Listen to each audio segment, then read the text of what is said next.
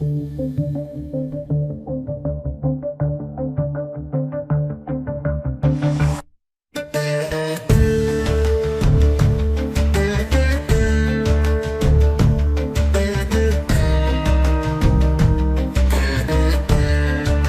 ಹರಿರಚಿಂತ್ಯಃ ಸರ್ವದೇವೈಕವಂದ್ಯಃ ಪರಮಗುರುರಭೀಷ್ಟಾವಾಪ್ತಿದತ್ಸಜ್ಜನಾನಾಂ ನಿಖಿಲಗುಣಗಣಾರ್ಣೋ ನಿತ್ಯನಿರ್ಮುಕ್ತದೋಷಃ ಸರಸಿಜನಯನೋऽಸೌ ಶ್ರೀಪತಿರ್ಮಾನದೋನಃ ಅಭ್ರಮಂ ಭಂಗರಹಿತಂ ಅಜಡಂ ವಿಮಲಂ ಸದಾ ಆನಂದತೀರ್ಥಮತಲಂ ಭಜೆ ತಾಪತ್ರಯಾಪಹಂ ಶ್ರೀಗುರುಭ್ಯೋ ನಮಃ ಶ್ರೀಹರಯೇ ನಮಃ.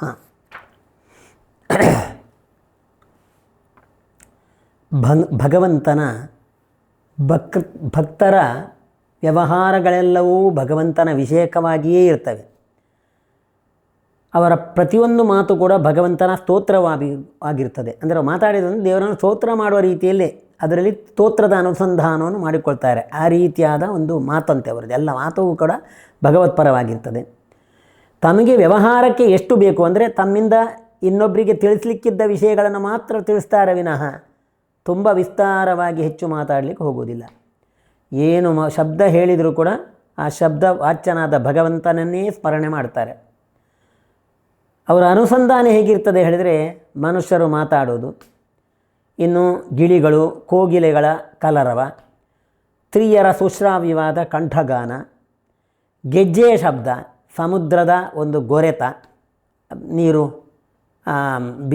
ತೆರೆ ಬರುವಾಗ ಆಗುವ ಒಂದು ಶಬ್ದ, ಆಮೇಲೆ ಗಾಳಿ ಬೀಸುವ ಶಬ್ದ, ಹಲ್ಲಿ ಲೊಚ್ಚಗೊಟ್ಟದೆ ಆ ಶಬ್ದ, ಕೋಳಿ ಕೂಗುವ ಶಬ್ದ, ಇದೆಲ್ಲವೂ ಕೂಡ ಎಲ್ಲ ಶಬ್ದಗಳಿಂದಲೂ ಕೂಡ ಭಗವದ್ಭಕ್ತರಾದವರು ಆ ಭಗವಂತನನ್ನೇ, ಅದರಿಂದ ಭಗವಂತನ ಮಹಿಮೆಯನ್ನು ಅದು ಹೇಳ್ತದೆ ಅಂತ ಹೇಳಿ ಅನುಸಂಧಾನ ಮಾಡಿಕೊಳ್ತಾರೆ. ಹಾಗಾದರೆ ಪ್ರತಿಯೊಂದು ಶಬ್ದ ಕೇಳುವಾಗಲೂ ಕೂಡ ಭಗವಂತನ ಮಹಿಮೆಯ ಬಗ್ಗೆಯೇ ಅವರ ಚಿಂತನೆ ಇರ್ತದೆ ವಿನಃ ಬೇರೆ ವಿಚಾರದಲ್ಲಿ ಅವರು ಇರುವುದಿಲ್ಲ. ಇಂತಹ ವಿಚಿತ್ರವಾದ ಒಂದು ವರ್ತನೆ ಅವರು. ಇದರಿಂದ ಅವರು ಸಂತೋಷದಲ್ಲಿರ್ತಾರೆ.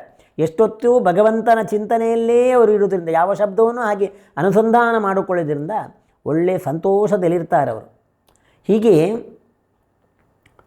ಏನು ಶಬ್ದ ಕೇಳಿದರೂ ಕೂಡ ಭಗವಂತನ ಗುಣಚಿಂತನೆ ಮಾಡ್ತಾರೆ. ಏನೊಂದು ವಸ್ತು ಕಂಡರೂ ಕೂಡ ಅದರಲ್ಲಿ ಭಗವಂತನನ್ನು ಕಾಣ್ತಾರೆ. ವಸ್ತು ಕಂಡರೆ ಅದರಲ್ಲಿ ಭಗವಂತನನ್ನು ಕಾಣ್ತಾರೆ ಅವರು. ಖಾಲಿ ವಸ್ತುವನ್ನು ಕಾಣೋದಲ್ಲ. ಇನ್ನು ಏನು ಶಬ್ದ ಕೇಳಿದರೂ ಕೂಡ ಅದು ಭಗವಂತನ ಗುಣವನ್ನು ಕೊಂಡಾಡ್ತದೆ ಅಂತೇಳಿ ಚಿಂತನೆ ಮಾಡ್ತಾರೆ. ಹೀಗೆ ಪ್ರತಿಯೊಂದು ವಿಷಯದಲ್ಲಿಯೂ ಕೂಡ, ಪ್ರತಿಯೊಂದು ವಸ್ತುಗಳಲ್ಲಿ ಕೂಡ ಭಗವಂತನ ಸಾರರೂಪವಾದ ಸಾರರೂಪಭೂತವಾದ ರೂಪವನ್ನೇ ಕಾಣ್ತಾರೆ. ನಾವು ಪುಸ್ತಕ, ಹಗ್ಗ, ಹಣ್ಣು, ಹಾವು ಇತ್ಯಾದಿ ಶಬ್ದಗಳನ್ನೆಲ್ಲ ನಾವು ಹೇಳಿದರೆ ನಮಗೆ ಆ ಶಬ್ದಗಳಿಂದ ಯಾವ ಜ್ಞಾನ ಬರ್ತದೆ? ಆ ಹಾವಿದ್ದು ಹಣ್ಣಿದ್ದು ಮಾತ್ರ ಜ್ಞಾನ ಬರ್ತದೆ. ಅವರು ಮಾತ್ರ ಆ ಶಬ್ದದಿಂದ ಆ ವಸ್ತುವಿನ ಇರುವಿಕೆಗೆ ಕಾರಣವಾದ ಭಗವಂತನನ್ನೇ ತಿಳ್ಕೊಳ್ತಾರೆ, ಅವನನ್ನೇ ತಿಳ್ಕೊಳ್ತಾರೆ. ಇದು ಅವರ ಮಹತ್ವ. ಹೀಗೆ ಯಾವ ವಸ್ತುವನ್ನು ಕಂಡರೂ ಕೂಡ ಭಗವಂತನನ್ನು ಕಾಣ್ತಾರೆ. ಹೀಗೆ ಜ್ಞಾನಿಗಳಾದವರು ಹೆಸರಿಗೆ ಅದರಿಂದ ಪ್ರತಿಪಾದ್ಯವಾದ ಭಗವಂತನ ರೂಪ, ಹಾಗೆ ಶಬ್ದ ಅರ್ಥಗಳ ಚಿಂತನೆ, ಇದೆಲ್ಲವನ್ನು ಬಹಳ ಸುಂದರವಾಗಿ ಅರ್ಥೈಸಿಕೊಳ್ತಾರೆ. ಒಳಗಿಂದೇನೆ ಭಗವಂತನನ್ನೇ ಕಾಣ್ತಾ ಇರ್ತಾರೆ. ಇಂಥವರ ವೈರಾಗ್ಯವನ್ನು ಶುಕಾಚಾರ್ಯರು ಬಹಳ ನಮಗೆ ರೋಚಕವಾಗಿ ವಿವರಣೆ ಮಾಡ್ತಾರೆ. ಏನು ಹೇಳಿದರೆ, ನಾವು ಇರಲಿಕ್ಕೊಂದು ಮನೆ ಕಟ್ತೇವೆ. ಆ ಮನೆ ಕಟ್ಟಿದ್ರಲ್ಲಿ ಒಂದು ಬೆಡ್ರೂಮ್ ಅಂತ ಇರ್ತದೆ. ಬೆಡ್ರೂಮ್ ಇದ್ದರೆ ಸಾಕಾಗೋದಿಲ್ಲ, ಬೆಡ್ ಬೇಕು. ಬೆಡ್ ಇದ್ದರೆ ಸಾಕಾಗೋದಿಲ್ಲ, ಅದು ದಿಂಬು ಬೇಕು. ಇದೆಲ್ಲವನ್ನು ನಾವು ಬಯಸ್ತೇವೆ. ಆದರೆ ಅವರ ವ್ಯವಹಾರ ಎಲ್ಲ ಹೇಗಿರ್ತದೆ, ಪರಮಾತ್ಮನ ಭಕ್ತರ ವ್ಯವಹಾರ ಹೇಗಿರ್ತದೆ ಹೇಳಿದರೆ, ವಿರಕ್ತರು. ಅವು ಯಾವುದು ಬೇಡ, ಏನೂ ಬೇಡ, ಭಗವಂತನ ಹೊರತು ಬೇರೆ ಏನೂ ಬೇಡ ಅವರಿಗೆ. ಆ ರೀತಿಯ ವ್ಯವಹಾರ ಅವರಲ್ಲಿರ್ತದೆ. ಅವರು ಯಾರಾದರೂ ನಿಮಗೆ ಹಾಸಿಗೆ ಬೇಡ ಹೇಳಿದರೆ ಅವರು ಏನು ಉತ್ತರ ಕೊಡ್ತಾರೆ ಹೇಳಿದರೆ, ವಿಶಾಲವಾದ ಭಗವಂತ ಸೃಷ್ಟಿ ಮಾಡಿದ ಭೂಮಿ ಇರಬೇಕಾದರೆ ಹಾಸಿಗೆ ಯಾಕೆ ಬೇಕು? ಮಲಗಿದಲ್ಲಿ ನಿದ್ದೆ ಬರ್ತದೆ ನಮಗೆ, ಅದರಿಂದ ಹಾಸಿಗೆ ಬೇಡ, ಹಾಸಿಗೆ ಅವಶ್ಯಕತೆ ಅವರಿಗಿಲ್ಲ. ಅದಕ್ಕೆ ಏನು ಹೇಳ್ತಾರೆ ಅಂದರೆ, ಅದೊಂದು ಭಾರ ಹೇಳ್ತಾರೆ. ಹಾಸಿಗೆಯನ್ನು ನೆಲ ಹೊತ್ತರೂ ಕೂಡ ಅದೊಂದು ಭಾರ ಅಂತ ವ್ಯವಹಾರ ಮಾಡ್ತಾರೆ. ಆ ಭಾರದ ಹಾಸಿಗೆ ಯಾಕೆ ಬೇಕು ಅಂತ. ಏನು ಭಾರ ಇವರಿಗೆ ಅಂದರೆ, ನೋಡಿ, ಒಂದು ವಸ್ತುವನ್ನು ನಾವು ಇಲ್ಲದಿದ್ದದನ್ನು ಹೊಂದಿದೆವು ಹೇಳಿದರೆ ಅದು ಯೋಗ ಅಂತ ಅರ್ಥ. ಇದುವರೆಗೆ ನಮ್ಮಲ್ಲಿ ಇಲ್ಲದ ವಸ್ತು ನಮ್ಮಲ್ಲಿ ಬಂದರೆ ಅದು ಯೋಗ ಅಂತ ಅರ್ಥ. ಆ ಬಂದ ವಸ್ತುವನ್ನು ನಾವು ಅದನ್ನು ಚೆನ್ನಾಗಿ ಇಡುವುದಕ್ಕೋಸ್ಕರ ಅದರ ಆರೈಕೆಗೆ ನಮ್ಮ ಸಮಯವನ್ನು ಮಾಡ್ತೇವೆ. ನಮ್ಮ ಆಯುಷ್ಯ ಅದಕ್ಕೆ ಎಷ್ಟೋ ಹೋಗ್ತದೆ. ಆದ್ದರಿಂದ ವಸ್ತುವನ್ನು ಸಂಗ್ರಹ ಮಾಡುವಾಗಲೇ ಇದು ನಮ್ಮ ಆಯುಷ್ಯ ವ್ಯಯಕ್ಕೆ ಕಾರಣವಾದದ್ದು. ಆದ್ದರಿಂದ ಇಂದು ನನಗೆ ಅಗತ್ಯ ಇಲ್ಲ, ಇದಿಲ್ಲದೆ ನನಗೆ ಜೀವನ ಮಾಡಲಿಕ್ಕೆ ಸಾಧ್ಯ ಅನ್ನುವಂತಹ ಒಂದು ಇದು ಅನುಭವವನ್ನು ತಂದುಕೊಂಡವರು ಜ್ಞಾನಿಗಳು. ಅಂದ ಅವರಿಗೆ ಭೂಮಿಯೇ ಹಾಸಿಗೆ, ಹಸ್ತೆ ಕೈಯೇ ಹೀಗೆ. ನೋಡಿ, ನಾವು ಈಗ ಏನು ಇಲ್ಲದಿದ್ದರೆ ಹೀಗೆ ಕೈಯನ್ನು ಮಡಚಿ ತಲೆ ಅಡಿಯಲ್ಲಿಟ್ಟು ಮಲಗುತ್ತೇವೆ, ಅದರಲ್ಲೇ ನಿದ್ದೆ ಬರ್ತದೆ. ಹಾಗಿರುವಾಗ ನಮ್ಮ ಬಾಹುವೇ ಇರುವಾಗ ನಮಗೆ ದಿಂಬಿ ಯಾಕೆ ಬೇಕು ಅಂತ ಈ ರೀತಿಯ ಚಿಂತನೆ ಅವರದು. ಇನ್ನು ನೀರು ಕುಡಿಬೇಕು, ಲೋಟ ಇಲ್ಲ, ಪಾತ್ರ ಇಲ್ಲ, ಹೇಗೆ ಕುಡಿಯುವುದು ಹೇಳಿದರೆ ಸತ್ಯಂಜಲವು ಬೊಗಸೆ ಇರುವಾಗ ನೋಡಿ ನದಿಯಲ್ಲೆಲ್ಲ ಬೊಗಸೆಯಿಂದ ನೀರು ತೆಗೆಯುತ್ತೇವೆ, ಕುಡಿತೇವೆ. ಹೀಗೆ ಆದಷ್ಟು ಕಡಿಮೆ ವಸ್ತುಗಳಿಂದ ಜೀವನ ಮಾಡುವಂತಹ ಉಪಾಯವನ್ನು ಕಂಡುಕೊಂಡವರು ಅಂತಹ ಜ್ಞಾನಿಗಳು, ಭಗವದ್ಭಕ್ತರು. ಇನ್ನು ಬಟ್ಟೆಯ ವಿಚಾರದಲ್ಲಿಯೂ ಭಾರೀ ಇದು ಹೇಳ್ತಾರೆ ಅವರು. ಏನು ಹೇಳಿದರೆ ದಿಗ್ವಸ್ತ್ರ ಲಾಭೇ ಸತಿಂತು ಕುಲೈಹಿ. ನೋಡಿ, ಈಗ ಜೈನರಲ್ಲಿ ಒಂದು ಕ್ರಮ ಉಂಟು. ಏನು ಹೇಳಿದರೆ ಸನ್ಯಾಸಿಗಳು ಅವರು ವಿವಸ್ತ್ರರಾಗಿ ಹೋಗ್ತಾ ಇರ್ತಾರೆ. ಅದು ಬಹಳ ಅಷ್ಟು ಸುಲಭದ ಕೆಲಸ ಅಲ್ಲ. ಮನಸ್ಸಿಗೆ ತುಂಬ ಅಯ್ಯೋ ದೇವರೇ ಕಾಣಿಸೋದಿಲ್ಲ, ನೋಡುವವರಿಗೂ ಕಷ್ಟ, ತಿರುಗುವವರಿಗೂ ಕಷ್ಟ. ಆದರೆ ಅವರಿಗೇನಿರ್ತದೆ ಅಂದರೆ, ಯಾಕೆ ಹಾಗಾದರೆ ಹೀಗೆ ಹೋಗ್ಬೋದಾ ಅಂದರೆ ಅವರಿಗೆ ಅದು ಸಾಧ್ಯ ಬರ್ತದೆ. ಯಾಕೆ ಹೇಳಿದರೆ ಬಾಕ್ಯ ವಿಚಾರದಲ್ಲೇ ಇರದೇ ಇರತಕ್ಕಂತಹ ಭಗವಂತನಲ್ಲೇ ತತ್ಪರರಾಗಿರತಕ್ಕವರು ಅವರಿಗೆ ಆ ಗೊಡವೇ ಇರುವುದಿಲ್ಲ. ಯಾರು ನೋಡ್ತಾರೆ ಅದರಿಂದ ಏನಾಗ್ತದೆ ಏನೂ ಇರುವುದಿಲ್ಲ. ಅವರು ಭಗವಂತನ ಚಿಂತೆಯಲ್ಲೇ ಇರ್ತಾರೆ. ಆದ್ದರಿಂದ ಅವರಿಗೆ ಯಾವ ವಿಕಾರವೂ ಆಗೋದಿಲ್ಲ. ಹಾಗೆ ಅವರನ್ನು ನೋಡಿ, ನಮಗೇನು ನಾವು ಹೇಳೋದು ಪ್ರಾಣಿಗಳೆಲ್ಲ ಅದನ್ನು ಚಡ್ಡಿ ಹಾಕ್ಕೊಂಡು ಹೋಗುವಾಗ, ಆದರೆ ಪ್ರಾಣಿಗಳು ಹಾಗಿದ್ದನ್ನು ನಾವು ತಮಾಷೆ ಮಾಡಲಿರ್ತಾ ಇರ್ತೇವೆ, ಅಥವಾ ಪ್ರಾಣಿಗಳು ನೋಡ್ತಾ ಇದ್ದೇವೆ ಅಂತ ನಾವೇನಾದರೂ ಜಾಗ್ರತೆ ಮಾಡ್ಕೊಳ್ಳಿಕ್ತಾ ಇರ್ತೇವೆ ಅಂದರೆ ಅವುಗಳಿಗೆ ಆ ವಿವೇಕವೇ ಇಲ್ಲ. ಆ ವಿಚಾರದಲ್ಲೇ ಇಲ್ಲ ಅವುಗಳು ಅನ್ನುವ ವಿಚಾರದಲ್ಲಿ ಅವುಗಳು ಇದ್ದರೂ ಕೂಡ ಇಲ್ಲದ ರೀತಿಯಲ್ಲಿ ವ್ಯವಹಾರ ಮಾಡ್ತೇವೆ. ಹಾಗೆಯೇ ಜ್ಞಾನಿಗಳಾದವರು ಏನು ಬಟ್ಟೆಗಾಗಿಯೂ ಕೂಡ ಇದು ಮಾಡೋದಿಲ್ಲ, ಅಭಿಲಾಷೆ ಪಡೋದಿಲ್ಲಂತೆ. ದೇವರು ದಿಕ್ಕೇ ಅವರಿಗೆ, ದೇವರು ಕೊಟ್ಟ ದಿಕ್ಕೇ ತಮಗೆ ವಸನ ಅಂತ ತಿಳ್ಕೊಳ್ತಾರಂತೆ. ಅಂತಹ ಒಂದು ಏನು ವೈರಾಗ್ಯ ಮೂರ್ತಿಗಳು ಅವರು. ಇನ್ನು ಅದು ಬಹಳ ವಿರಕ್ತರಾದವರು, ಭಗವಂತನಲ್ಲೇ ತತ್ಪರರಾದವರ ವ್ಯವಹಾರ ಆಗಿರ್ಬೋದು. ಆದರೆ ಬಾಹ್ಯಲೋಕದ ಎಚ್ಚರ ಇದ್ದವರಿಗೆ ಆ ರೀತಿ ಇರಲಿಕ್ಕೆ ಸಾಧ್ಯವೋ ಹೇಳಿದರೆ ಅಂಥವರಿಗೂ ಹೇಳ್ತಾರೆ ತುಂಬ ವಿರಕ್ತಿ ಅಲ್ಲ, ಸಾಮಾನ್ಯ ವಿರಕ್ತಿ ಇದ್ದವರು ಕೂಡ ಹಿಂದಿನ ಕಾಲದಲ್ಲೆಲ್ಲ ನಮಗೆ ಬಟ್ಟೆ ಉಪಯೋಗಕ್ಕೆ ಬರೋದಿಲ್ಲ ಅಂತಾದರೆ, ಇನ್ನು ನಾವು ಅದನ್ನು ಉಪಯೋಗ ಮಾಡೋದಿಲ್ಲ ಅಂದರೆ ಆ ದಾರಿಯಲ್ಲೊಂದು ಇದರ ಮರಕ್ಕೆ ಸಿಕ್ಕಿಸಿ ಇಡುವುದಂತೆ, ಗೆಲ್ಲಿಗೆ. ಅದನ್ನು ಯಾರಾದರೂ ಅವಶ್ಯಕತೆ ಇದ್ದವರು ಅದನ್ನು ಉಟ್ಟುಕೊಂಡು ಹೋಗ್ಬೋದು. ಅಂತಹ ಬಟ್ಟೆಗಳು ಸಿಗೋದಿಲ್ವ ಕೇಳ್ತಾರೆ, ಅದನ್ನು ಉಟ್ಟುಕೊಂಡು ಹೋದ್ರೆ ಇನ್ನು ಹೊಟ್ಟೆಗೆ ಏನು ಮಾಡೋದು? ನಾವೇನು ಮಾಡ್ತೇವೆ, ನಾಳೆಗೆ ಬೇಕಾದ್ದು ತಯಾರು ಮಾಡ್ತೇವೆ, ಒಂದು ತಿಂಗಳಿಗೆ ಬೇಕಾದ ತಯಾರು ಮಾಡ್ತೇವೆ, ಮಳೆಗಾಲಕ್ಕೆ ಬೇಕಾದ್ದನ್ನೆಲ್ಲ ಸಂಗ್ರಹ ಮಾಡಿ ಇಟ್ಕೊಳ್ತೇವೆ ಆಹಾರಗಳನ್ನು. ಆದರೆ ಭಗವದ್ಭಕ್ತರಾದವರು, ವಿರಕ್ತರಾದವರು ಒಂದು ಮಧ್ಯಾಹ್ನ ತಿಂದರೆ ಸಾಯಂಕಾಲಕ್ಕೆ ಏನು ಅನ್ನೋ ಯೋಚನೆ ಮಾಡೋದಿಲ್ಲ. ಅವ್ರು ಏನು ಹೇಳ್ತಾರೆ ಅಂದರೆ, ಇನ್ನೊಬ್ಬರ ಪ್ರಯೋಜನಕ್ಕೆಯೇ ಫಲವನ್ನು ಹೊತ್ತುಕೊಂಡಿರತಕ್ಕ ಮರಗಳು ನಿಮಗೆ ಫಲ ಕೊಡುವುದಿಲ್ಲ ಹೇಳಿದ್ವು. ಅವು ಕಾಡಿನಲ್ಲಿ ಬೇಕಾದಷ್ಟು ವೃಕ್ಷಗಳಿವೆ, ಫಲಗಳಿವೆ, ಅವು ನಿಮಗೆ ಭಿಕ್ಷೆ ಕೊಡುವುದಿಲ್ಲ ಅಂತೇಳಿ ಹೇಳಿದ್ವು. ಅದನ್ನೇ ತಿಂದು ಜೀವನ ಮಾಡ್ತೇವೆ, ನಮಗೆ ಯಾವುದು ಆಹಾರ ಸಂಗ್ರಹ ಮಾಡುವಂತಹ ಒಂದು ಆ ಜವಾಬ್ದಾರಿಯನ್ನೇ ಹೊರುವುದಿಲ್ಲ ಅಂತೇವರು. ಅಂತಹ ಒಂದು ವಿರಕ್ತಿ ಅವರದ್ದು. ಇನ್ನು ಬಾವಿ ತೋಡಬೇಕು, ನದಿ ಹರಿತಾ ಇದೆ, ತೋಡುಗಳಿದೆ, ಒಳ್ಳೆ ಒಳ್ಳೆ ಇದು ಜಲಾಶಯಗಳಲ್ಲಿ ನೀರಿರ್ತದೆ, ಹೋದರೆ ಕುಡಿದ್ರೆ ಆ ನದಿಗಳೇನು ಬತ್ತಿ ಹೋಗಿಯವ, ನೀರಿಲ್ವ? ಹೀಗೆ ಇನ್ನು ಮನೆಯೂ ಬೇಡ, ಗುಹೆಗಳೆಲ್ಲ ಇದ್ದಾವೆ, ಅದರ ಒಳಗೆ ಹೋಗಿ ಆರಾಮವಾಗಿ ಮಲಗಬಹುದು ಅಂತ. ಆ ಗುಹೆಗೆ ಯಾರಾದರೂ ಬಾಗಿಲು ಮುಚ್ಚಿದ್ದಾರಾ ಅಂತ. ಹೀಗೆ ಪರಮ ವಿರಕ್ತರು. ಹಾಗಾದರೆ ಆ ಗುಹೆಯಲ್ಲಿದ್ದರೆ ಪ್ರಾಣಿಗಳು ಬಂದು ನಮ್ಮನ್ನು ತಿಂದರೆ ಏನು ಮಾಡೋದಂತೆ? ಆಗ ಹೇಳ್ತಾರೆ, ಕೃಷ್ಣ ಅವಧೂತಾನಾಂ ಸುಹೃನ್ನರ್ಕಿಂ.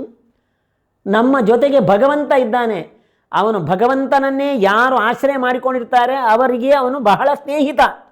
ಆಪತ್ತುಗಳನ್ನೆಲ್ಲರ ಪರಿಹಾರ ಮಾಡಿ ರಕ್ಷಣೆ ಮಾಡೋನು. ನಮಗೆ ಕೂಡ ನಾವು ಅವನನ್ನು ಚಿಂತನೆ ಮಾಡದಿದ್ದರೂ ಕೂಡ ರಾತ್ರಿ ನಿದ್ದೆ ಬಂದ ಹೊತ್ತಿನಲ್ಲಿ ನಮ್ಮ ರಕ್ಷಣೆ ಮಾಡುವವನು ಯಾರು? ಹಾಗಾದರೆ ನಾವು ನಿದ್ರೆಯಲ್ಲಿ ಇದ್ದರೂ ಕಾರಣ ನಮ್ಮನ್ನು ಭಗವಂತ ರಕ್ಷಣೆ ಮಾಡ್ತಾನೆ ಹೇಳಿದರೆ ಈ ಅನುಸಂಧಾನ ಯಾವಾಗಲೂ ಭಗವದ್ಭಕ್ತರಿಗೆ ಇರ್ತದಂತೆ. ದೇವರು ನಮ್ಮನ್ನು ರಕ್ಷಣೆ ಮಾಡಲಿಕ್ಕೆ ಇದ್ದಾನೆ ಅನ್ನುವಂಥ.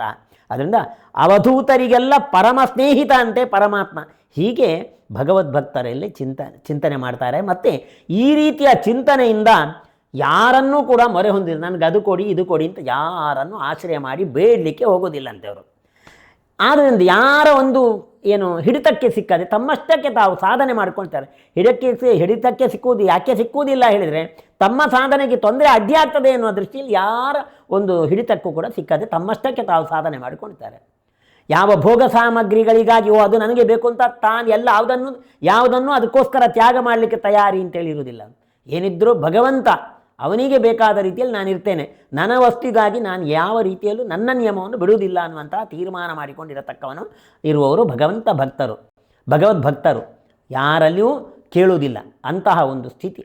ಹೀಗೆ ವಿಶಾಲವಾದ ಪ್ರಕೃತಿಯಲ್ಲಿ ಸಹಜವಾಗಿ ಏನು ಬೆಳೆದಿದೆ ಆ ವಸ್ತುಗಳನ್ನೇ, ನದಿಯಲ್ಲಿ ಹರಿಯುವ ನೀರು ಕುಡಿಯುವುದು, ಮರದಲ್ಲಿ ಬಂದ ಫಲಗಳನ್ನು ಸ್ವೀಕಾರ ಮಾಡುವುದು, ಹೀಗೆಯೇ ಭಗವಂತ ಏನು ಪ್ರಕೃತಿ ದತ್ತವಾಗಿ ಕೊಟ್ಟದ್ದುಂಟು ಅದನ್ನು ಸ್ವೀಕಾರ ಮಾಡಿಕೊಂಡು ಆರಾಮವಾಗಿ ಜೀವನವನ್ನು ನಡೆಸಿಕೊಂಡು ಇರುವವರು, ಸಾಧನೆಯಲ್ಲಿ ತಮ್ಮನ್ನು ತೊಡಗಿಕೊಂಡವರು, ಪರಮ ವಿರಕ್ತರು. ಇಂತಹ ವಿರಕ್ತರು ಅನೇಕ ಜನ ಭರತಖಂಡದಲ್ಲಿ ನಡೆದು ಹೋಗಿದ್ದಾರೆ. ಅವರ ಆ ಒಂದು ಸಾಧನೆ ಅದನ್ನು ತಿಳಿದ್ರೆ ಏನಾಗ್ತದಂದರೆ ನಮಗೆ ಒಂದು ಸಂತೃಪ್ತ ಜೀವನವನ್ನು ಬಾಳಲಿಕ್ಕೆ ಮಾರ್ಗದರ್ಶಕ ಆಗ್ತದೆ. ಅವರನ್ನು ನೋಡಿದರೆ ನಮಗೆ ಧೈರ್ಯ ಬರ್ತದೆ, ಈ ರೀತಿಯೂ ಜೀವನ ಮಾಡಲಿಕ್ಕೆ ಸಾಧ್ಯ ಅನ್ನುವ ಧೈರ್ಯವನ್ನು ನಾವು ಸಂಪಾದಿಸಿಕೊಳ್ಳಿಕ್ಕಾಗ್ತದೆ. ಧ್ರುವ ನಕ್ಷತ್ರ ಬಹಳ ದೂರದಲ್ಲಿ ಉಂಟು, ಅಲ್ಲಿಗೆ ನಾವು ಹೋಗಲಿಕ್ಕೆ ಸಾಧ್ಯವೇ ಇಲ್ಲ. ಆದರೆ ಹೋಗಲಿಕ್ಕೆ ಸಾಧ್ಯ ಇಲ್ಲದಿದ್ದರೂ ಕೂಡ ಸಮುದ್ರದಲ್ಲಿ ಯಾನ ಮಾಡುವವರು ಆ ಧ್ರುವ ನಕ್ಷತ್ರವನ್ನು ನೋಡಿಕೊಂಡು ತಾವು ಹೋಗಬೇಕಾದ ಜಾಗವನ್ನು ತೀರ್ಮಾನಿಸಿಕೊಂಡು ಯಾವ ಜಾಗಕ್ಕೆ ಹೋಗಬೇಕೋ ಅದೇ ಜಾಗಕ್ಕೆ ಹೋಗ್ತಾರೆ. ಹಾಗಾದರೆ ಆ ಧ್ರುವ ನಕ್ಷತ್ರ ಮಾರ್ಗದರ್ಶನದಿಂದ ನಾವು ಮುಟ್ಟಬೇಕಾದ ಗುರಿಯನ್ನು ಜನಗಳು ಮುಟ್ಟುವ ಹಾಗೆ, ತಾವು ಮುಟ್ಟಬೇಕಾದ ಗುರಿಯನ್ನು ಜನಗಳು ಮುಟ್ಟುವ ಹಾಗೆ ನಮಗೂ ಕೂಡ ಆ ಒಳ್ಳೆಯ ಸಾಧಕರ ಒಂದು ಅವರ ಜೀವನದ ಕ್ರಮ ನಮಗೆ ಮಾರ್ಗದರ್ಶನವನ್ನಾಗಿ ಅದನ್ನು ನಾವು ಅಳವಡಿಸಿಕೊಂಡಾಗ ನಮಗೂ ಕೂಡ ಒಳ್ಳೆಯ ರೀತಿಯ ಜೀವನವನ್ನು ನಡೆಸಲಿಕ್ಕೆ ಸಾಧ್ಯ ಆಗ್ತದೆ ಅಂತೇಳಿ ಅವರ ಒಂದು ಆದರ್ಶವನ್ನು ನಾವು ನೆನಪಿಸಿಕೊಳ್ಬೇಕು, ಅದನ್ನು ಅನುಸರಿಸಿಕೊಳ್ಬೇಕು. ಆಗ ನಮಗೂ ಕೂಡ ತೃಪ್ತಿಕರವಾದ ಜೀವನವನ್ನು ಬದುಕಲಿಕ್ಕೆ ಕಾರಣ ಆಗ್ತದೆ ಅಂತೇಳಿ ಹೇಳಿ, ಹಾಗೆ ಇದು ಧ್ರುವ ನಕ್ಷತ್ರದ ಹಾಗಿರುವವರು ಈ ಸಾಧಕರೆಲ್ಲ. ಅವರ ಸಾಧನೆಯಿಂದ ಅವರು ಎಷ್ಟು ಉತ್ತಮ ರೀತಿಯಲ್ಲಿ ಜೀವನ ಮಾಡಿದ್ದಾರೆ, ಆ ಜೀವನವನ್ನು ನಾನು ನಡೆಸಲಿಕ್ಕೆ ಸಾಧ್ಯ. ಅದನ್ನು ಸ್ವಲ್ಪ ಮಟ್ಟಿಗಾದರೂ ನೀತಿ, ತ್ಯಾಗ, ವೈರಾಗ್ಯ ಇವುಗಳಿಂದ ನಮಗೆ ಬದುಕಲಿಕ್ಕೆ ಸಾಧ್ಯ ಅನ್ನುವ ಧೈರ್ಯ ಅವರನ್ನು ನಾವು ನೋಡಿದಾಗ, ಅವರನ್ನು ಅನುಸರಣೆ ಮಾಡಿದಾಗ ನಮಗೆ ಆ ಧೈರ್ಯ ಬರ್ತದೆ. ಉಪನಿಷತ್ತು ಮಾತು ಹೇಳ್ತದೆ, ಯಾರ ಹತ್ರ ನೀ ಕೇಳಲಿಕ್ಕೆ ಹೋಗಬೇಡ, ಏನು ದೇವರು ಕೊಟ್ಟಿದ್ದಾನೆ, ಇದು ದೇವರು ಕೊಟ್ಟದ್ದು ಅಂತ ಸಂತೋಷದಲ್ಲಿ ಅನುಭವಿಸು, ಅದರಲ್ಲೇ ಜೀವನ ಮಾಡು. ಯಾರೂ ಕೊಟ್ಟದ್ದನ್ನು ಇನ್ನೊಬ್ಬರು ಕೊಟ್ಟದ್ದು ಅದು ಬೇಕು ಅಂತ ಅಪೇಕ್ಷೆ ಮಾಡುವಾಗ ತಾನಾಗಿಯೇ ಬಂದರೆ ಬರಲಿ, ದೇವರು ಕೊಟ್ಟದ್ದು ಅಂತ ಉಪಯೋಗ ಮಾಡುವಂಥ ಈ ರೀತಿಯ ವಿರಕ್ತಿಯ ಮಾರ್ಗ ಅವರದ್ದು. ಅವರು ಯಾರನ್ನು ಬೇಡುವುದಿಲ್ಲ, ಬೇಡುವುದಾಗಿದ್ದರೆ ದೇವರನ್ನೇ ಬೇಡ್ತಾರೆ. ಅದು ಪರಮ ವಿರಕ್ತರಾದರೂ ದೇವರನ್ನು ಕೂಡ ಬೇಡುವುದಿಲ್ಲಂತೆ. ದೇವರಲ್ಲಿ ಕೂಡ ಇದು ಕೊಡು ಅಂತ ಕೇಳುವುದಿಲ್ಲ, ಏನು ಅವನು ಕೊಟ್ಟಿದ್ದಾನೆ ಅದನ್ನು ಸ್ವೀಕಾರ ಮಾಡ್ತಾರೆ. ದೇವರಲ್ಲಿ ಕೇಳ್ತಾರೆ ಯಾವುದನ್ನು ಅದು ಒಂದು ಕೇಳುವುದು ಅಂತ ಆಗೋದಿಲ್ಲ. ಉದಾಹರಣೆಗೆ ಭಗವಂತನ ದೇವರೇ ನಿನ್ನ ಜ್ಞಾನ ಕೊಡು, ನಿನ್ನಲ್ಲಿ ಭಕ್ತಿ ಕೊಡು, ವಿಷಯದಲ್ಲಿ ವಿರಕ್ತಿ ಕೊಡು, ಇದು ಬೇಡುವಿಕೆ ಆಗುವುದಿಲ್ಲ. ಯಾವುದನ್ನು ಕೇಳಿದರೆ ಬೇಡುವಿಕೆ ಆಗುವುದಿಲ್ಲ, ಅದನ್ನು ಮಾತ್ರ ಭಗವಂತನಲ್ಲಿ ಆದರೂ ಕೇಳ್ತಾರಂತೆ. ಭಗವಂತನಲ್ಲಿ ಕೂಡ ತನಗೆ ಬೇಕಾದ್ದು ಕೇಳ್ತೇನೆ ಅಂತ ಕೇಳುವುದಿಲ್ಲ ಅಂತಹ ಪರಮ ವಿರಕ್ತರು. ಆದರೆ ಸಾಧಾರಣ ಭಕ್ತರಾದವರು ಕೇಳಬೇಕಾದ ಪ್ರಸಂಗ ಬಂದರೂ ಕೂಡ ಯಾರನ್ನೇ ಕೇಳುವುದು ಬೇಡ, ದೇವರನ್ನೇ ಕೇಳಿ. ಬೇಡಿದರೆ ಎನ್ನ ಒಡೆಯನ ಬೇಡುವೆ ಅಂತ ದಾಸರು ಹೇಳಿದ ಹಾಗೆ ದೇವರನ್ನೇ ಕೇಳ್ತೇವೆ ಅಂತೇಳಿ ಹೇಳಿ ಹಾಗೆ ಕೇಳ್ತಾರೆ. ದೇವರು ಕೊಡುವುದಂದ್ರೆ ಏನು? ದೇವರು ನಮ್ಮ ಎದುರು ಬಂದು ನಿನಗಿಷ್ಟು ಅಂತ ಹಂಚುವುದಿಲ್ಲ ದೇವರು ಬಂದು. ಮತ್ತು ನ್ಯಾಯ ಮಾರ್ಗದಿಂದ ನಮಗೇನು ಬಂದಿದೆ ಅದು ದೇವರು ಕೊಟ್ಟದ್ದು ಅಂತ ಲೆಕ್ಕ. ಅನ್ಯಾಯ ಮಾರ್ಗದಿಂದ ನಾವೇನು ಸಂಪಾದನೆ ಮಾಡ್ತೇವೋ ಅದು ಕದ್ದದ್ದು ಅಂತ ಅರ್ಥ, ಅದು ಬಂದದ್ದಲ್ಲ ಕದ್ದದ್ದು ಅಂತ ಅರ್ಥ. ಋಷಿಮುನಿಗಳ ಹಾಗೆ ಬೆಟ್ಟ, ಅರಣ್ಯ, ಗುಹೆ, ನದಿಗಳಲ್ಲಿ ಬದುಕುವಷ್ಟು ಕಠಿಣ ಜೀವನ ನಮಗೆ ಸಾಧ್ಯ ಬಾರದೇ ಇದ್ದರೂ ಕೂಡ ನ್ಯಾಯ ಮಾರ್ಗದಲ್ಲಿ ದೇವರ ಒಂದು ಅನುಗ್ರಹದಿಂದ ಪ್ರಾಪ್ತವಾದದ್ದರಲ್ಲಿ ಇದು ದೇವರ ಕೊಟ್ಟದ್ದು ಅಂತ ಉಪಯೋಗಿಸಿಕೊಂಡು ಜೀವನ ಮಾಡಲಿಕ್ಕೆ ಸಾಧ್ಯ. ಅಂತಹ ಸಾಮಾನ್ಯ ಜೀವನವನ್ನು, ಉತ್ತಮವಾದ ಸಾಮಾನ್ಯ ಜೀವನ ಅಲ್ಲ, ಅದು ಉತ್ತಮ ಜೀವನ, ಅದರಿಂದಲೇ ತೃಪ್ತಿ ಇರುವುದು. ಮನುಷ್ಯಗೆ ದುಃಖ ಯಾವಾಗ ತಾಪತ್ರಯ ಹೇಳಿದರೆ ಇನ್ನೂ ಬೇಕು ಇಂತಾದಾಗ ಆಸೆಯೇ ದುಃಖದ ಮೂಲ, ಅದು ದುಃಖಕ್ಕೆ ಕಾರಣ ಆಗ್ತದೆ. ಕೊಟ್ಟದ್ದು ಸಾಕು, ಕೊಟ್ಟಿದ್ದಾನಲ್ಲ ದೇವರಿದು, ನಾನು ಕೊಟ್ಟಿದ್ದಾನಲ್ಲ ದೇವರು ಅಂಥೇಳಿ ಅದೇ ಆ ಸಮಾಧಾನ ಇದ್ದರೆ ಅಂಥವನು ತೃಪ್ತಿಯಲ್ಲಿರ್ತಾನಂತೆ. ಅಂತಹ ತ್ಯಾಗಪೂರ್ಣವಾದ ಜೀವನವನ್ನು ಬದುಕಲಿಕ್ಕೆ ಜ್ಞಾನಿಗಳೆಲ್ಲ ನಮಗೆ ಮಾರ್ಗದರ್ಶನ ಮಾಡಿ ಕೊಟ್ಟಿದ್ದಾರೆ. ಅವರ ಒಂದು ಮಾರ್ಗದರ್ಶನದಿಂದ ನಾವು ಅದನ್ನು ಅಳವಡಿಸಿಕೊಂಡು ನಾವು ಜೀವನದಲ್ಲಿ ಯಶಸ್ಸನ್ನು ಸಂಪಾದಿಸಿಕೊಳ್ಳಬಹುದು, ಸಾತ್ವಿಕ ರೀತಿಯಲ್ಲಿ ಜೀವನವನ್ನು ಮಾಡಬಹುದು ಅಂತ ಹೇಳುವುದನ್ನು ತಿಳಿಸಿಕೊಳ್ತಾರೆ. ಇನ್ನು ಒಬ್ಬ ಈ ಒಂದು ಒಬ್ಬ ರಾಜನ ಬಳಿಗೆ ಹೋಗ್ತಾನಂತೆ. ತನ್ನ ಮಗಳಿಗೆ ಮದುವೆ ಆಗುವ ಸಮಯ, ಮದುವೆಗೆ ಹೋಗಬೇಕು ತಾನು. ಮದುವೆ ಮಾಡಬೇಕು. ಮದುವೆ ಮಾಡೋಕ್ಕೆ ತನ್ನ ಹತ್ರ ಏನು ಕಾಸಿಲ್ಲ, ಏನು ಮಾಡೋದು? ರಾಜ ಒಳ್ಳೆಯ ಸಂಪನ್ನ, ಅವನ ಹತ್ರ ಹೋಗಿ ನನಗೆ ಬೇಕಾದ್ದನ್ನು ನಾನು ಸಂಪಾದಿಸಿಕೊಳ್ತೇನೆ ಅಂತೇಳಿ ಹೋಗಿ ಬೇಡಲಿಕ್ಕೆ ಹೋದರೆ, ರಾಜನ ಹತ್ರ ಕೇಳಲಿಕ್ಕೆ ಹೋದರೆ, ಅಲ್ಲಿ ಹೋದವನು ಅವನು ಹಾಗೆಯೇ ವಾಪಸ್ ಬರ್ತಾನಂತೆ. ಕೇಳ್ತಾರಂತೆ, ನೀನು ರಾಜನ ಹತ್ರ ಹೋದಿಯಲ್ಲ ಸಂಪಾದನೆ ಮಾಡಬೇಕು ಅಂತ, ಅದು ಮದುವೆಗೆ ದುಡ್ಡು ತರಬೇಕು ಅಂತ, ಯಾಕೆ ತರಲಿಲ್ಲ ಅಂತ. ಇಲ್ಲ, ನಾನು ಹೋದದ್ದು ಕೇಳಲಿಕ್ಕೆ ಅಂತಲೇ, ಅದು ನನಗೆ ಕೇಳಲಿಕ್ಕೆ ಆಗಲಿಲ್ಲ ಅಲ್ಲಿ. ಯಾಕೆ ಹೇಳಿದರೆ, ನಾನು ಕೇಳಲಿಕ್ಕೆ ಹೋದಾಗ ರಾಜ ನನ್ನಿಂದನೇ ಹೆಚ್ಚಿಗೆ ಬೇಡಿಕೆಗಳನ್ನು ದೇವರಲ್ಲಿ ಒಪ್ಪಿಸಿತ್ತ. ಆಗ ನನಗೆ ಕಂಡಿತು, ನನ್ನಿಂದ ಹೆಚ್ಚು ಬಡವ ಇವನು, ನಾನು ಇವನಿಂದ ಆಗ್ಬೋದು ಅಂತ ಕಂಡಿದ್ದು ನನಗೆ. ಆದ್ದರಿಂದ ಇವನನ್ನು ಕೇಳೋದು ಬೇಡ, ಇವನು ಯಾರನ್ನು ಕೇಳ್ತಾನೆ ಅವನನ್ನೇ ನಾನು ಕೇಳ್ತೇನೆ ಅಂತ, ಆ ದೇವರನ್ನೇ ಕೇಳ್ತೇನೆ ಅಂತ ವಾಪಸ್ ಬಂದೆ. ಯಾಕಂದರೆ ನಾನು ಹೋಗುವಾಗ ಅವನು ನನಗೆ ಆ ವ್ಯವಹಾರ ಉಂಟು, ಈ ವ್ಯವಹಾರ ಉಂಟು, ನನಗಿಷ್ಟು ಲಕ್ಷ ಬೇಕು, ಇಷ್ಟು ಕೋಟಿ ಬೇಕು ಅಂತೆಲ್ಲ. ನಾನು 1000 ಅಪೇಕ್ಷಿಸುವವನು, ಕೋಟಿ ಅಪೇಕ್ಷಿಸುವವನು, ನನ್ನಿಂದ ಬಡವ ಅವನಾದ, ಅವನ ಹತ್ರ ನಾನು ಹೇಗೆ ಕೇಳುವುದು ಅಂತೇಳಿ ಹಾಗೆಯೇ ಹಿಂತಿರುಗಿದೆ ಅಂತೇಳಿ ಹೇಳಿದ. ಹಾಗಾದರೆ ಯಾವಾಗಲೂ ನಾವು ಕೇಳುವುದಾಗಿದ್ದರೆ ಯಾರನ್ನು ಕೇಳಬೇಕು? ಆ ದೇವರನ್ನೇ ಕೇಳಬೇಕು. ಅವನೇನು ತೀರ್ಮಾನ ಮಾಡಿದ್ವಿ ಹಾಗೆ. ಅವನು ಯಾರನ್ನು ಕೇಳ್ತಿದ್ದದ್ದು? ದೇವರನ್ನು ಕೇಳ್ತಿದ್ದ. ಆ ದೇವರನ್ನೇ ನಾನು ಕೇಳ್ತೇನೆ ಅಂತ, ಆ ದೇವರನ್ನೇ ಕೇಳ್ತೇನೆ ಅಂತ ವಾಪಸ್ ಬಂದೆ ಅಂತ ಹೇಳ್ತಾನಂತೆ. ಹಾಗಾದರೆ ಏನಿದ್ರೆ ವಿಚಾರ ಅಂತ ಹೇಳಿದರೆ, ನಮಗೆ ಏನು ಇದ್ದದ್ರಲ್ಲಿ ನಾವು ಸುಖ ಪಡಲಿಕ್ಕೆ ಇದು ಸಾಕು ಅನ್ನುವಂತಹ ಭಾವನೆ ತಾಳುವಂತಹ ವಿಧಾನವನ್ನು ನಮ್ಮಲ್ಲಿ ಬೆಳೆಸಿಕೊಳ್ಬೇಕು. ಅಲ್ಲದೆ ಏನಿತ್ತೋ ಅದು ದೇವರು ಕೊಟ್ಟದ್ದು ಅಂತೇಳಿ ಸಮಾಧಾನದಲ್ಲಿ ಜೀವನ ಮಾಡತಕ್ಕಂತಹ ಒಂದು ಕ್ರಮವನ್ನು ನಾವು ಅಳವಡಿಸಿಕೊಂಡೇವಂದರೆ ನಮಗೆ ಸುಖವೇ ಸುಖ ಇರ್ತದೆ. ಇನ್ನೂ ಬೇಕು ಅಂತ ನಾವು ಅಪೇಕ್ಷೆಯನ್ನು ಹೆಚ್ಚಿಸ್ತಾ ಹೋದರೆ ನಮಗೆಂದೂ ಸುಖ ಸಿಕ್ಕುವುದಿಲ್ಲ. ಅದರಿಂದ ವಿರಕ್ತಿ ಅನ್ನುವಂಥದ್ದು ನಮಗೆ ತುಂಬ ಸುಖಕ್ಕೆ ಕಾರಣವಾದದ್ದು. ಭಗವಂತನ ಜ್ಞಾನ, ಅವನಲ್ಲಿ ಭಕ್ತಿ, ವಿಷಯಗಳಲ್ಲಿ ವಿರಕ್ತಿ ನಮ್ಮ ವಿಶೇಷ ತೃಪ್ತಿಗೆ ಕಾರಣ ಅನ್ನತಕ್ಕಂಥ ವಿಷಯವನ್ನು ನಮಗೆ ಈ ಮೂಲಕ ತಿಳಿಸ್ತಾರೆ. ಇದನ್ನು ನಮ್ಮಲ್ಲಿ ಸಾಧ್ಯವಾದಷ್ಟು ಮಟ್ಟಿಗೆ ನಾವು ಅಳವಡಿಸಿಕೊಂಡಾಗ ನಮಗೂ ಕೂಡ ತೃಪ್ತಿ ಲಭ್ಯ ಆಗ್ತದೆ ಎನ್ನುವಂತಹ 2 ಮಾತುಗಳನ್ನು ಹೇಳಿ ಇವತ್ತಿನ ಉಪನ್ಯಾಸವನ್ನು ಮುಗಿಸ್ತೇವೆ. ಶ್ರೀಕೃಷ್ಣಾರ್ಪಣಮಸ್ತು. ಅತ್ಯಾಧುನಿಕ ಸುದ್ದಿ ಅಪ್ಡೇಟ್ಗಳು ಮತ್ತು ಮುಖ್ಯವಾದ ವಿಷಯಗಳನ್ನು ತಿಳಿಯಲು NP ನ್ಯೂಸ್ ಯೂಟ್ಯೂಬ್ ಚಾನಲ್ ಅನ್ನು ಸಬ್ಸ್ಕ್ರೈಬ್ ಮಾಡಿ.